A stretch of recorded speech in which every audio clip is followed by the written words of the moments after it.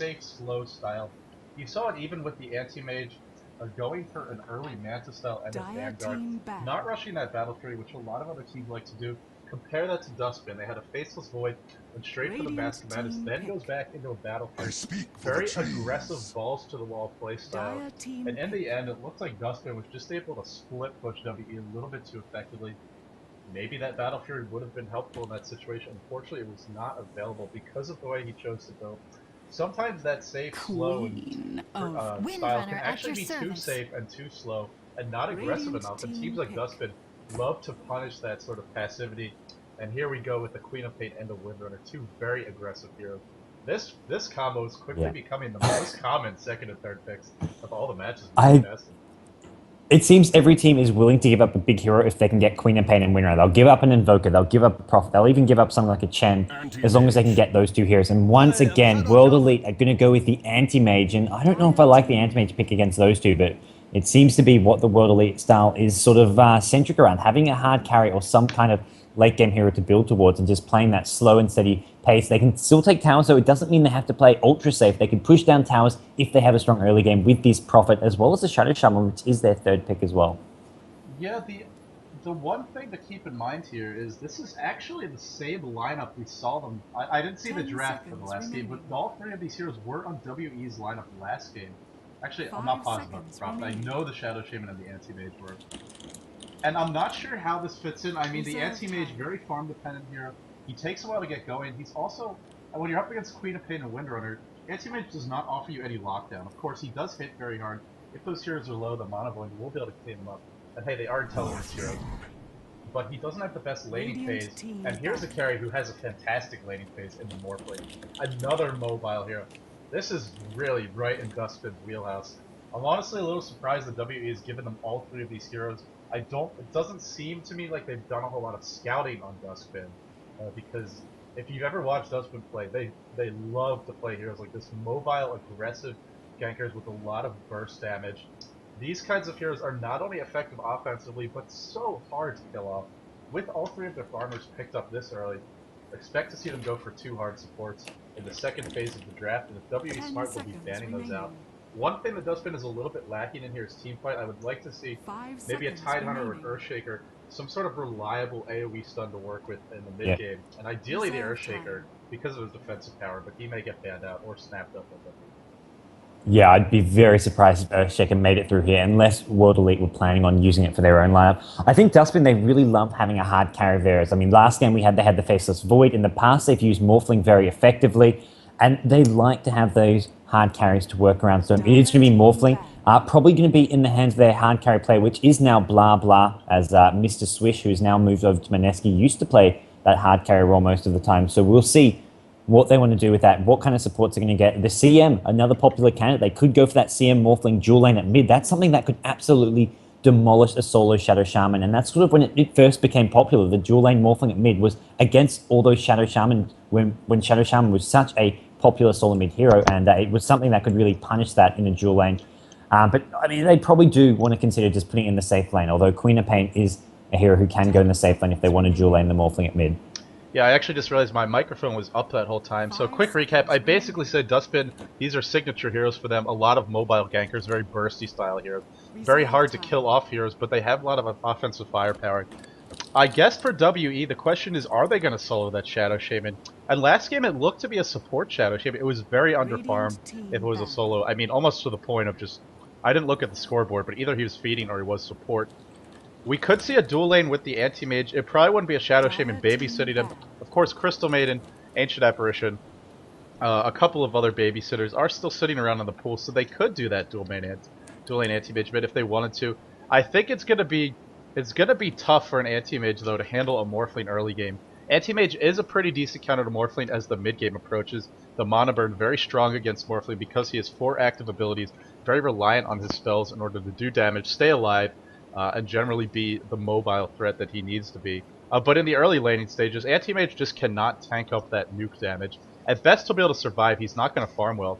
And you mentioned Shadow Shaman really phasing out of the metagame as a solo mid thanks to those dual lane mids. Actually, Sing Sing has been complaining about that here and there on his stream. And I believe even on the GD Studio, he made a few comments about how he hated the dual lane mid trend because it really makes it difficult for players who prefer to solo like himself. But hey, that is the metagame, and if you're a player who likes to be aggressive with Shadow Shaping, it's a very squishy hero. It's much better suited for a 1v1, not very strong in the 1v2 situation. Whereas if you look at Duskbin, they can handle 1v2s. All three of these heroes are decent at it. Morphling not quite as strong, but still okay in that situation, not likely to die anyway. Benj is the pick. A pretty aggressive lineup here aside from the anti-mage, and I expect to see some sort of a 4+1 style play from WE here. Sorry I've been monopolizing the mic forever, but that is what I'm looking forward to for WE. And if you're Duskbin, try and punish that anti-mage, or ideally catch the 4 before they can start grouping up. Yeah, no, and this Sanking pick is something, it's going to be played as support, I imagine, unless they're running Winner as support, but it's one of those things which can really set up the fights, especially if it does get some early farm here. I imagine it'll be in the secondary support spot. They'll want to get a hard support now with this last pick. Crystal Main is still in the pool, and if Sanking can get at least a little bit of farm, some kills and towers as well going his way, and then maybe he can get a reasonable time on that Blink Dagger, that will be key. For setting up kills, especially on some of these squishier heroes like the AA, the VS, as well as the Shadow Shaman. Lion is going to be the last pick, so once again, they use this last game as a support option, and they seem to really like it. And against an Anti-Mage, you have the additional disables. I mean, it is fairly squishy if Anti-Mage does get up the Manta style, the BKB, but for shutting him down, before he gets up any big items, I mean, Lion is pretty effective in doing so. Yeah, they did run the Lion last game as well, so a lot of the same heroes showing up in this game, and hey, that Hex, such a great way to initiate, especially against Anti-Mage, because Hex has no cast time, one of the most reliable, in fact, probably the most reliable way in the game, to make sure that you can lock down a hero who's got that maneuverability. Duskbin does have some strong global presence here, though, because they picked up the Ancient Apparition, as well as the Prophet. Of course, Aeon can move around the map pretty well. They have, essentially, I look at them as sort of being like a siege cannon lineup. They've got really long reach around the map, and that means... Yeah, thank you, Atria. Actually, we did catch that. But yeah, if you look at Duskbin, what they have going for them, of course, is that burst damage. So much stun, so much disable, and just a lot of nukes to work with, and it fits right into their playstyle. All that aggressive early game. Yeah, it really does. Being aggressive as aggressive as possible, just prevent that hard carry from farming, and we will see early Poor Man's Shield on Anti-Mage. Will get pulled some tangos by the Vengeful Spirit. Nothing too out of the ordinary there. We will, I guess, introduce the two teams. Over on the Radiant side is the World Elite team. We've got FNTY, Fanti playing the Anti-Mage. We've got Chan playing the solo mid Ancient Apparition. Luo, the captain on the Shadow Shaman, is playing as a support in the bottom lane. We've got GG on the Vengeful Spirit. And then finally, looks to be heading towards that top lane as a Suicide Soul is going to be the Prophet. And I'll leave you to introduce our guys who, I don't know, we can't really say they're from Philippines anymore. Well, it's a good thing that it's happening now, but your mic is having a little bit of an issue. I'm going to call you right back. Okay, so over on the Dire squad, we will see Ninjaboogie. It looks like he's up in that safe lane by himself for now, handling that morph lane. He is generally playing the hard carry role here. I mean, you mentioned blah blah, but Ninjaboogie's certainly a player who's done it before. He has some experience on those farming heroes in general. And Morphling, as far as hard carries go, is quite an aggressive one. So I think it still fits in with Ninjaboogie's playstyle. It is going to be blah blah going mid. He's not rushing a bottle. It's going to work out okay because A, doesn't have one, but generally that is the more common play for the Creed of Pain. Maybe anticipating a difficult lane, especially against Shadow Shaman. It can be very difficult to last hit early on, and maybe he's anticipating a Shadow Shaman then. It's going to be Haichiko on that line, Lei on that Sand King, and then Arjun playing that Windrunner. It looks like Windrunner will be getting the farm down here. Pole Camp is warded off. Yeah, and we are going to see some ward placement down the bottom. They do need to be careful. Early smoke coming out from Shadow Shaman and Vengeful Spirit. Oh, they're going to avoid the line for now. They go past the Observer as well. Line running. Is he going to run up? No, they're going to swing around towards mid. It looks like they don't really care about the line. That Sanking is there. Sanking does have that haste ring, so they're going to try to focus their efforts. They're going to countergate this at mid, and this could go very badly for Duskbin early on here. Oh, this could be a disastrous start for Duskbin. What unfortunate timing. Burrow strike in on Chan to initiate. So actually, nice job for Haichiko holding on to that Impale, but he's still going to go down from the looks of it. Lion just so squishy, so slow. One base armor, that low HP pull costing him. And frankly, that was just a bit of luck there. WE in the right place at the right time. They did actually have a ward, but I don't think they saw the smoke, as they otherwise would have likely intercepted there. So WE more getting lucky than anything else. Still, gotta give them credit because they were able to pick up that first blood. I think WE were the ones who actually smoked. They saw the two heroes pick up the haste and walk past the observer ward. I mean, I think WE knew exactly what was going on there. Oh, did they? Okay. It was unlucky for Duskbin to have those two heroes. I mean, I don't know about unlucky, but for World Elite, they knew exactly what was going on. They saw those two heroes walk right past their own observer ward.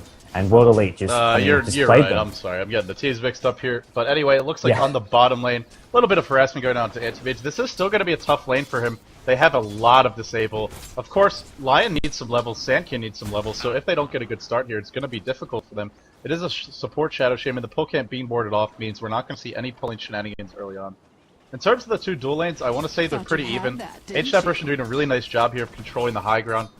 Really shutting down the Queen of Pain's ability to harass, and of course, doing a decent job of last hitting himself. Actually, a really good job, up to 8 and 4. Outlaning a Queen of Pain, something difficult to do, but A is one of the heroes that can do it because he has a great attack animation, a decent base damage, and a really powerful spammable nuke to work with.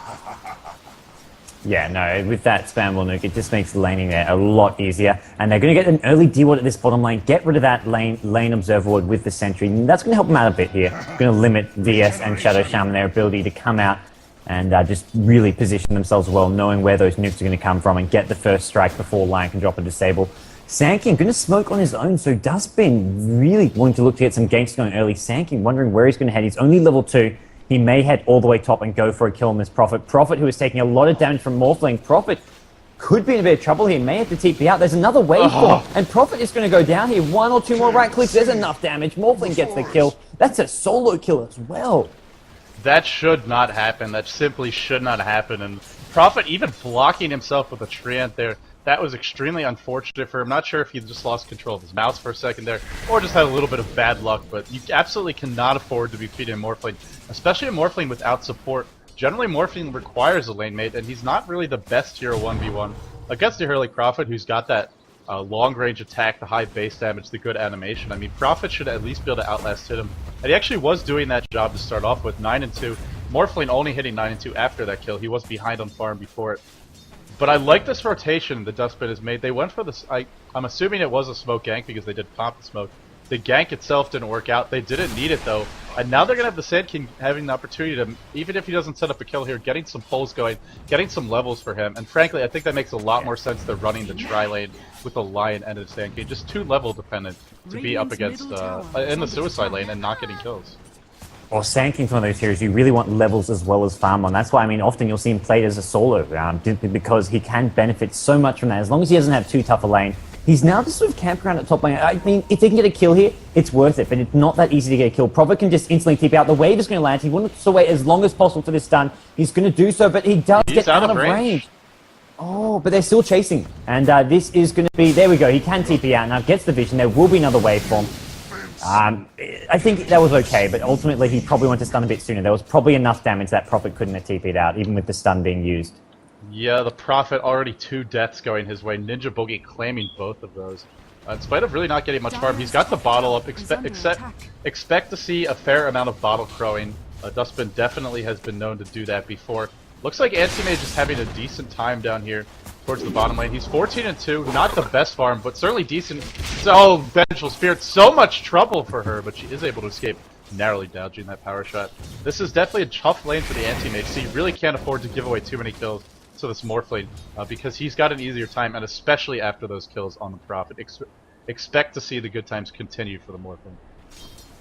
Yeah, I mean, that's 2 kills, both going to Morphling at top lane. 16 CS only to Anti-Mage, or Anti-Mage actually also in 16 creep kills, so they're pretty much going even in terms of farm, but that kill for the 2 kills for the Morphling going to help him out immensely at top lane. He's gone for the early... I like this early bottle pickup. I'm a bit tired of seeing Morphlings rush the Perseverance. It's 1800 gold just to get some HP mana regen, which you can get from a 600 gold bottle. Sure, you use it up, but chances are you can get a replicate, go back to base, and then TP or replicate right back in. So bottle really does, I don't know, it synergizes well with Morphling and is a lot cheaper, and then you can get up that next item. Maybe go straight for the Ethereal Blade if you want to, a lot quicker. Yeah, there's also some cute little things you can do as far as interactions with Morph as well as the bottle. Yeah. What you can do is Morph to a really low base HP pool and then pop your bottle charges. You'll get a lot more out of them, similarly to a healing salve. Another great thing you can do on the bottom lane though, Shackle Shot onto 2. Looks like Lion is going to go down. He's the first to go. Arshan is forced to wind run out. Prophet tired of feeding up top. He's just going to rotate bottom. And definitely a worthwhile gank. They get a much-needed kill for the anti-mage, so he's starting to match up better in terms of that farm with the Morphling. But with that Prophet abandoning top, it is absolute free farm here for the Morphling. And Sand King can leave the lane. Whereas for the moment, WE is still going to have to leave someone down here to help deal with that Lion Windrunner combination. Still Lion, no boots, and an under-farmed, under-leveled Lion is just... It's as bad as a Crystal Maiden, except his nukes have lower range, and he needs the levels more badly. It's why you often, when you see Lion, and when you used to see him a lot in the Chinese scene, he'd often be seen going solo mid, or if he's on the safe lane, something like that, he'd jungle with an allied hero, whether it's a Chen and Enchantress, or even a Broodmother Spider lanes. But without those quick levels, without the quick boots, he is just a walking delicious meal here for the WE lineup. And he is playing that hard support role, so he's not going to have any boots or anything, like he's just mentioned, for a long, long time. And that's going to really hurt him a lot. I mean, he's only just reached level 4. He's under-leveled. Winner as well can't really be backed up that well by a line. It's not like an ES, where ES, whether you're level 1 or level 5, you've got pretty much the same defensive capabilities. Just a slight difference in the actual damage that your Fissure does, as well as... I think the stun duration goes up a little bit, but ultimately... It's not a hero. It's a hero that needs levels quite badly to be effective, this Lion. Yeah, you're exactly right. And it looks like what we're seeing right now is pretty much just farm being evenly traded. Duskbin, 3 core farmers on their lineup. The Lion and the Sand King getting absolutely no farm. Huge dive on the Prophet, who's returned to his lane and may live to regret it. I'm almost certainly going to go down here. Ninjaboogie wisely holding onto that waveform. And oh, sorry, he already used it once. He's going to use it again. The kill on the Prophet. Look how far they are diving. And even though Sand King is not getting any sort of farm, he's really helping out the Morphling. That being said, he's going to have to be careful here. Wow, what a juke by Lei. Actually, the tower just cancels this out and spots him. That would have been so much better if the tower hadn't seen him. Unfortunately, it did, and that last magic missile will collect the kill. Almost a victory. I think Dota 1, you can actually fog that tower using that area there, but Dota 2, the tower will reach you and will scout you out. Yeah, right in the spot he here. did. He could have just stayed out of range and used that full salve there and would have been okay, but he did. I mean, it's a small mistake and it's not going to matter too much ultimately. But Morphling getting another kill, TP'd home, and is now coming back to this top lane with a Ring of Aqua and a Magic Wand. Just going for some early game items here. I don't mind this.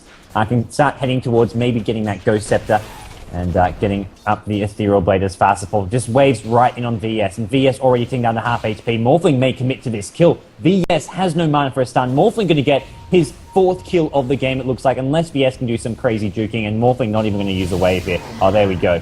Gets a wave and just farms away at this creep wave now. Ninjaboogie is on a tear right now. He is just crushing that top lane. Nobody can stand against him. Frankly, I think they need to think about sending the anti-mage up there. As he's the only hero who seems likely not to die. As I say that, AI with a haste through, trying to chase down the Morphling. Ninjaboogie has a little bit of Morph left in him, as well as a few bottle charges, so he will be okay. The AL was already used. Lei continues to harass Icy in his own jungle. Very under-leveled Sand King here, only level 4, 9 minutes into the game. Shadow Shaman very under-leveled. A lot of heroes who just are not getting the farm or the levels early game, and they're here all heroes that need it pretty much. Prophet ult will be bouncing back onto Lei soon, or maybe not, I guess. Didn't have the vision there. The ult actually not hitting him. Or if it hit him, it was right away, and I just missed it. Arjun joining the fight as well, but shackled up. He's not going to pop that Windrun. Almost out of mana, and he goes down. Lei hitting too, but I think he'll be the next to follow. In fact, the Lei's going to be okay for now. They're going to go into that Lion, and just look how easily picked off he is. Completely, just walking free kill. There's nothing he can do to survive here. Yeah. And Ninjaboogie going to collect another up top. He will die this time, and that's a big kill streak to give away. It is, but I don't mind. I think it's still okay. It wasn't it wasn't a bad trade from it. It wasn't one that it's not going to matter too much. Ultimately, killing the Ancient Apparition, that's a solo Ancient Apparition who's level 8, is actually not that bad for him, especially since he got the XP for it first. Yeah. So after so much action, gold graph very even, XP graph extremely even. But the crucial thing to note here is that the Morphling, although he's really the creep score, frankly, is pretty awful. But the kill score more than makes up for it. That is 1,000 gold. That's quite a few creeps, even though he's only averaging about a little over 3 a minute, about 3.5 a minute. Anti-Mage a little bit better in terms of the creeps. He's got a 4-man shield, power tricks, as well as Ring of Health. This might be an indication he wants to go Battlefield this time, although he did go Vanguard last game. Initiation onto the Anti-Mage. He blinks out, immediately TP's, terrified of that Queen of Fate ultimate from the looks of it, and he will get away. Still, his farm is being slowed down for the moment. Duskbin 4 heroes on that bottom side of the map. So they're starting to run a similar type of strat here in terms of the 4+1. But as I say, that Sand King rotates back toward the mid. Shadow Shaman desperately trying to catch up here in terms of the levels. He's still not at level 6, and they need him to hit it soon. They got to start applying pressure with the Prophet and the Shadow Shaman. It's not enough just to trade kills, because I think in the mid game here, Duskbin just has too much burst damage, and you know, you don't have that Shadow Shaman getting quick farm. You don't have a Vengeful Spirit with fast levels. It's just an anti-mage who's doing well right now for your team. So I think they need to get some towers to help equalize things. In order to do that, need that Shadow Shaman ult, need the Prophet to stop dying. Yeah, and mid-game is where heroes like Queen of Pain and Winner will absolutely dominate. They dodge that Ancient Apparition ultimate. This is a powerful combo, though. The AA ultimate with the Prophet ultimate. That's just such great global AoE damage and global presence. I mean, anywhere that Duskbin go to push, they can get instantly taken down to below half HP with those two, especially some of these squishier heroes like the Lion. And then all it will take is an anti-mage to blink in and clean up. So they do have to be very careful when they go to push. They can't sort of group up and be too aggressive. Yeah, it's fantastic anti-push. It's also really great global ganking presence, so it's a double-edged sword for them. Not a double-edged sword, but a two-pronged advantage to having those heroes on the team. Still, they haven't really taken advantage of it yet. As I say that, it looks like they are about to. Lei goes down the middle lane. Hachiko may be next to follow. No Finger of Death, or this would be a free kill. Wait for mid, but the mechanism already picked up on this H version. Very fast mecha. Still, unfortunately, it was not enough. Shadow Shaman goes down, further delaying that level 6 ult. Looks like Windrunner may be in some trouble here. Vengeful Spirit ushering her away, but no swap up. She should be okay. Anti-Mage doing his best to farm during this time. And Ninjaboogie, does he have anything on the courier? Yeah, the power tread's complete. 500 gold in the bank. You mentioned a Ghost Scepter, which would obviously be the first step towards an Ethereal Blade as a possible choice. He's not really getting the farm to go for a Lincoln Sphere, nor do you want to get into a farm war with an anti-mage unless you're having a lead, and right now it doesn't look like he is. I think Lincoln here would be a big mistake. It doesn't have to go for the Ethereal Blade. You can go straight for some damage. I mean, even straight Scardy every now and then is seen. Straight Scardy, BKB, something just to help him out with an early to mid-game presence, just so they can be very aggressive in the mid-game. He doesn't have to do massive late-game carrying if he can help out his team in the mid-game. Even just, yeah, straight BKB I think would be alright here. But Ethereal Blade ultimately could help get some free kills on those squishier heroes like the Shadow Shaman, like the Vengeful Spirit. And just going for that fast Ghost Scepter gives +7 to all stats. It's kind of, I mean, in some ways it's similar to it. It's like a cheaper, sort of less effective version of an ultimate orb. It just gives decent overall stats, so it's not that bad as an early game item. Right, it's very much like a Drums as well, but it comes with a little bit more utility, and of course it turns into a fantastic item for Morphling. Prophet tried to TP out, Quap ult will clean him up. That was cutting it really close, but they do get the kill. Lau hiding in the trees here, looking to set up on the Morphling. Ninjaboogie is already getting pretty difficult to take down, although as I say that, he's morphed very heavily to agility. This is a bold, aggressive build, and he may pay for it. A single shackle or a single hex to start could be the end of him, as you can't start morphing once you're disabled. Middle tower being pressured by Duskbin. Looks like there's no return push coming from WE. They're trying to get something going. Ninjaboogie is going to go down top. Finger of Death onto the Shadow Shaman. The mechanism keeping up the Lion, or keeping the Shadow Shaman alive. And look at Lion, still no boots. 14 minutes into the game. Oh my goodness. That's not how you want to be. If you play Lion, you want to be getting a fast Blink Dagger, fast Arcane Boots, maybe Bracer, Phase Boots, something to help you maneuver around, stay alive, and contribute. This Lion uses 2 disables, and then he just dies. Yeah, and World Elite going to get a tower to follow it up, so they're converting these hero kills into tower kills, as well as providing lots of space for Anti-Mage to farm. And Anti-Mage, Ring of Health with a Claymore now. He's gone for the early treads, but still wants that Battle Fury up as quickly as possible. And I say this game is looking a lot better for World Elite. They are off to a good start here, despite this Morphling having a nice game. He's got those kills, but he hasn't had amazing farm. Neither has Anti-Mage, but Anti-Mage is one of those shooters that once he takes off, he will take off very quickly. Morphling, going for that BKB is not going to be as scary as an Anti-Mage in a late game scenario. Yeah, but if you're Duskbin, you definitely have the potential to either, if it goes late, to put WE so far behind they can't come back, or to just, you know, sort of catch up in the mid game, get down some early towers, and, you know, use that kill advantage. They don't have one now, but I think the real problem for them right now is their best, most reliable initiation is either the Shackle Shot, which just hasn't been there. Windrunner's been off on her own, farming. The Burrow Strike isn't that great at this point. I mean, if you look at Duskbin, what are you going to do? You can't walk up to a Shadow Shaman because he's just going to hex you. Venge can stun you with the Magic Missile. Prophet, of course, he's generally going to show up after the fight begins. Anti-Mage can blink away. And so this is where a Sand Key without a Blink Dagger is not as effective. Lion is their most reliable initiation, but I mean, how can you initiate without boots? 0-5 already, and I think he just needs to get some farm. But even though he died again, he goes for Observer Wars and Sentries. I hate this decision. Frankly, I'd much rather see the Windrunner with 700 gold, the Queen of Pain, who's got 700 to her name, going for it. Sure, it slows down their big items as we see. Sean looks like he will go down to an epicenter here. But I just think the delay the boost this much, it's ridiculous, because it's going to come back to bite the team later on and lay in a lot of trouble. Looks like he will be going down. A lot of burst damage onto him. And the Hand of Midas is picked up on Icy as well. So that's going to accelerate his farm. And in a farm war, it's definitely WE who win.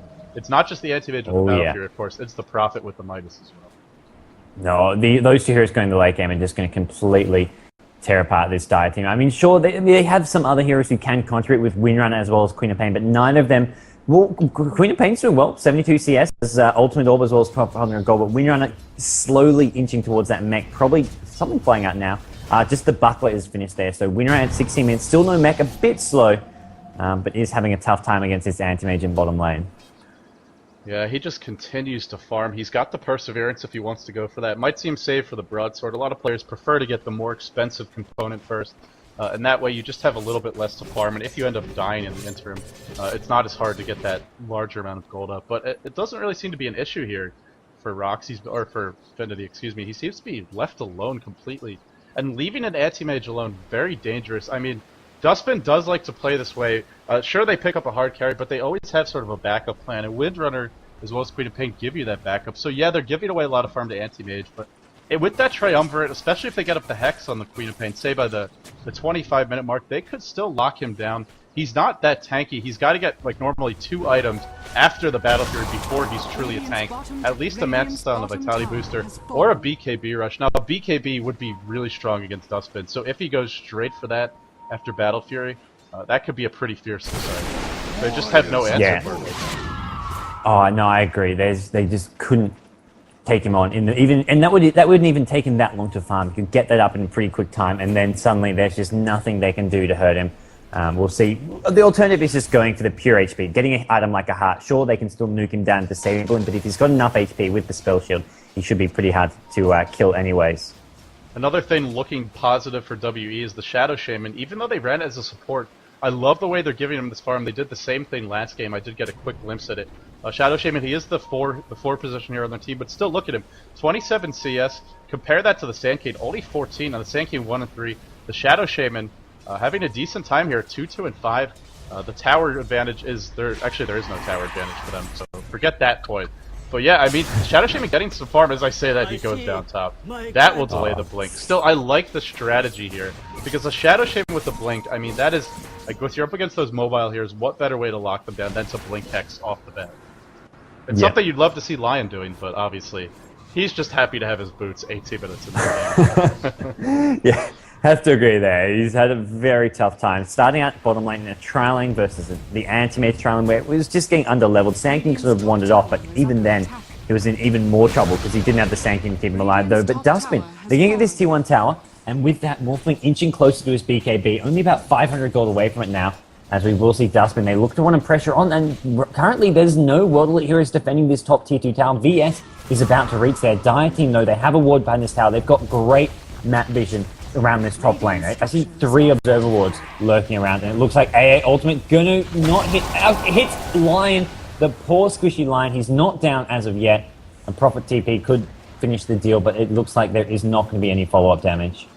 Well, you said you were basically asking where's the defense, but the truth is, like we've been discussing before, the defense can come from anywhere. But as I say that, oh, what a swap away by Benj there, just in time, dodging the power shot. Still, it looks like Benj will pay for that. Going down again, nice sprout by the Prophet, holding the Sand King in place for the moment. Fight really all over the place right now. And in this kind of situation, it definitely favors Duskbin. A lot of chasing here. Looks like Chan will go down. A decent hero block by Blah Blah. Indeed, he will go down. Morphling is going to clean him up. Anti-Mage joined the fight. I think the Battle Fury is about to be delivered.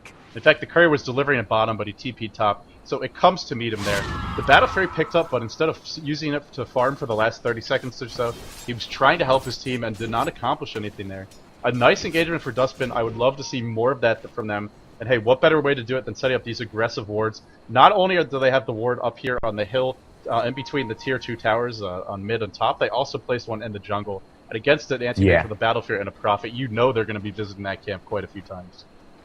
Well, I mean, that fight, I mean, Duskbin, it was for one, they had the great map control. They could see everything going on. They knew what was coming in. They didn't know the AA ultimate with the Prophet ultimate were coming in, but they had the mech. They didn't actually go down to it. There was no follow-up damage to get any kills. So they backed off, they mech'd up, and then they re-engaged. And with that scrappy teamfight that was all over the place, heroes like Queen of Pain, Morphling just got kill after kill, cleaning up. Morphling now level 14. So important. I mean, he's got the levels, and that's going to help him out. Even though he isn't quite as farmed as Anti-Mage, having that level advantage does count for something.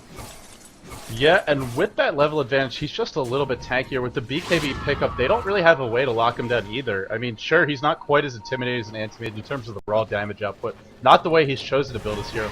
But it's enough. It's enough to finish off heroes, especially with all the burst damage to start off, as well as the initiation of the line, of the Sand Cane. And hey, that line, 700 gold in the bank. Maybe just going to pick up a Bracer. Perhaps he'll be bold and go for some Arcane Boots or Phase Boots here. The world is his oyster. Icy, an aggressive TP and Sprout to start. 2-hero Burrow Strike. Lion drops the ult immediately. What a Quap ult coming through. There is no Morphling in the fight, but he's frantically trying to get here at times. And a pretty awful swap, to say the least, on the bench. She might get one kill, but Ninjaboogie joins the fray. He has not even popped the BKB. 4 heroes down for WE, and that is exactly why they picked these heroes. To dominate fights around the 20 to 35 minute mark, like they just started. What a start for them as the mid game, or as we enter this period in the mid game. And with that, those 4 kills, looking to push down this tier 2 mid. Yeah, I got to say, a lot of people probably did not expect Duskbin to do this well against one of the top Chinese teams. They're going to see Ancient Apparition found by a Shadow Strike. Lion is looking for a disable. Those boots are chugging away. He's trying to catch up. He's not going to get the Impale, as AA does run in the smart direction as southwards as possible. But still, tier 2 mid tower goes down. Ninjaboogie getting the gold for that one. And with this BKB, he can now start building towards some kind of DPS item. Depending whether he wants to go for the right-click DPS or the nuking DPS of an Ethereal Blade. We'll have to wait and see. But bottom tier 2 tower, another tower. Duskbin just applying pressure all over the map. And those 2 team fights in a row, just getting them a lot of gold, towers as well as heroes. Yeah, it's not just about the kills, and a lot of people don't really understand. You'll see this in pub games. Players will get kills, and then they'll go back to farming. Good teams don't do that. They get kills, they turn them into towers, they turn them into aggressive wards, they turn them into map control. They'll farm the enemy jungle on the way out. Just essentially milk every last possible cent, every last possible level out of those advantages, or out of those kills, and really take advantage of the situation. Lei getting close to a Blink Dagger, and it looks like Ninjaboogie is getting an Aegis up soon. I hope he's very happy about that. You mentioned the DPS. I was thinking Ethereal Blade would be great here, but he's actually opting for a Yasha, which will be a little bit of a safer choice if a BKB is up on the anti-mage. That's not going to matter. He'll still hit hard. He'll still have that extra move speed, which is nice for either chasing or running away from AM. Looks like a huge fight breaks out here, and Duskbin ult is channeled by Lei. What an epicenter! Completely demolishing 2 heroes. Anti-mage forced to blink away. WE just too late to the fight. Queen of Pain picks up the Nature's Prophet as he runs away. Down goes the Vengeful Spear. Another 4-kill advantage going the way of Duskbin. This game seems to be spiraling quickly out of control for WE. Anti-mage with a Battle Fury will not outcarry if his team continues to feed like this. Exactly. Anti-Mage cannot do it alone. I mean, when it comes down to an Anti-Mage versus Morphling game, and I've seen a few with some of these Chinese teams, it never comes down to who's more farmed. But basically, both heroes will generally get farmed. Both heroes will do well. It always comes down to the supporting cast, who has the better backup, which teams support heroes get the mech and pipe, get those useful items like sheep sticks. And we are going to see Queen of Pain with a sheep stick up. And this is just looking to get a bit ugly for World Elite here. They're still definitely in this game, but it's one of those things. About 10 minutes ago, they were the ones in control. It has turned around quickly. Wow, that is such a fast sheepstick, especially because if you look at Blah Blah, he's been very active this game, 6-1-3. This is not a Quap who's solely farming. He has managed to find a good amount of farm. If he was purely farming, like we saw I think it was the King playing the Queen of Pain for Aeon in the last game, you'd probably be up around 150, maybe even 200 CS if there's those Broodmother Spiderlings to farm. But this Quap is doing what you need to do against an anti-mage and a Prophet who rushes a Midas, which is be aggressive, assist your team in kills. You have to understand the intricacies of the lineups you're up against, not just play the hero wave single way. Initiation onto Shadow Shaman here. They want to make it go, and it looks like he will be going down. Queen of Pain deep blink in enemy territory. Oh, will hit.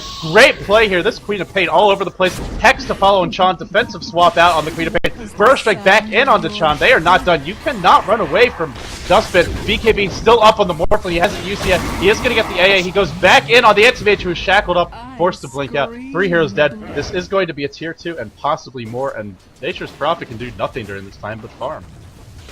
Oh yeah, and I mean, they had to go back and get that tier 2. Right now, they're just clearing out these creeps in the base. Let's get this tier 2 tower. No, your creep wave is behind you.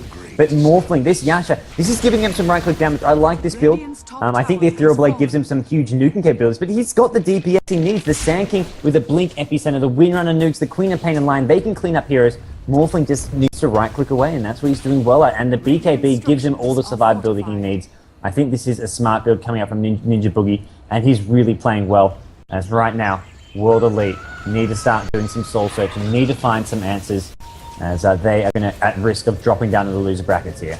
And that is definitely not a place you want to be, as one more loss in a best out of 3 will end your chances. Of course, it's not over yet, and Anti-Mage is continuing to get whatever farm he can. Speaking of that Anti-Mage, he's getting close to a Yasha. It's a start, but until he gets the Mantle Style, and I still think he needs at least a Vitality booster, ideally a BKB. You mentioned the Heart, but of course that's a very ambitious plan the way this game is going, as Duskbin looks to claim the high ground here. Oh, a lot of ults going off. It looks like everyone is dropping. Anti-Mage not able to blink out. 3 kills going the way of Duskbin. Ancient Apparition on the retreat out. Burrow Strike through from the Sand Cave. Diving basically to the enemy fountain. They get 4 kills. That may be game. 1 set of Rex will be claimed. An Anti-Mage of Duskbin's is helping to assist in the push here. With this, they can easily transition into a push mid.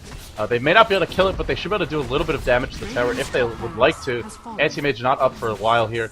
What a play by Duskbin. The Sand King, such great burrow strikes this game, and in spite of how hard the Lion fed, this is why he's a strong support hero in the mid to late game.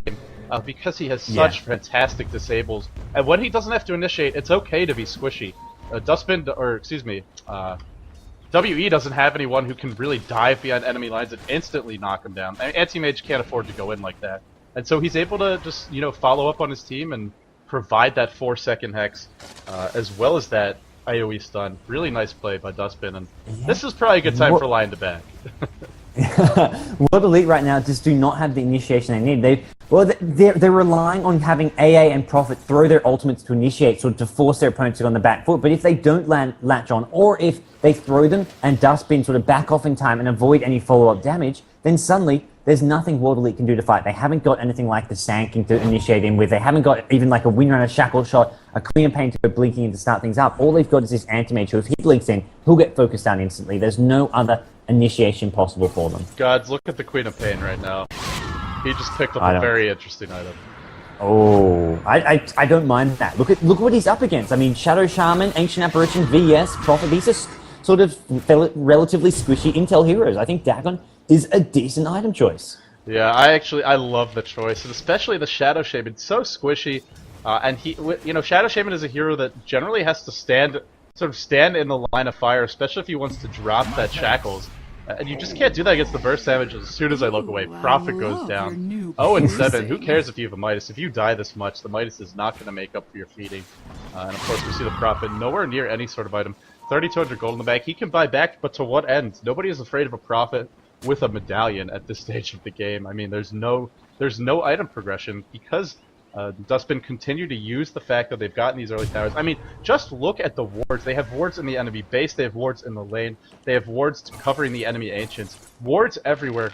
It's, you start off with those kills, you turn it into map control, you turn it into racks and towers, and then you sort of layer the cement of the wards over that, that foundation of brick, and it just makes an impenetrable advantage. Or so it seems at the moment. Anti-Mage did pick up the Asha, 1,400 gold in the bag, so he's finding some farm. But Duskbin threatening to take another set of racks here on the bottom lane. Double damage rune and Mantis Style on the Morphle, as well as 1,300 gold. This guy's gonna hurt. Yeah. And for me, this was just about Duskbin. They really just took this game to World Elite. They didn't sit back. I mean, Morphle getting solo kills on Prophet. That just shows, I mean, World Elite were not ready for their aggression. Even on these, coming from heroes like Morphling, who in general is a sort of hero you want to get farm on. You don't want to necessarily sort of try and get kills in a solo lane, but they got kills there. Sand King rotated around. They were just getting kills and just playing so aggressive. And it's just really catching World Elite by surprise, I feel. Yeah, World Elite really seems bewildered this entire series. Initiation onto the Vengeful Spirit. There's the Dagon, no magic missile. That's just the Vengeful Spirit who did nothing but provide gold into the coffers of Duskbin. The Hex will bring down Chan. Actually, an amazing AO hitting 3 heroes, or that might have even been 4 heroes, but it just doesn't matter. The 2 kills are what they need.